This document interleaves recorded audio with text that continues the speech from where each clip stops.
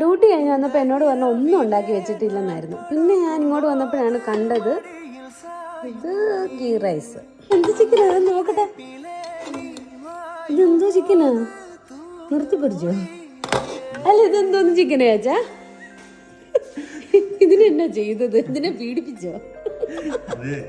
ഒരു വെറൈറ്റി സംഭവം ഉണ്ടാക്കാൻ ശ്രമിച്ചാണ്, പക്ഷെ അടിച്ച് കലങ്ങിപ്പോയി. കർത്താവേ, അതിന്റെ ഒരു അവസ്ഥ. ശരിക്കും കൊള്ളാലോ. എന്നും നീ കുക്ക് ചെയ്യുന്നുണ്ട്, ഞാൻ വിചാരിച്ചു ഇച്ചിരി വെറൈറ്റി ആയിക്കോട്ടെ.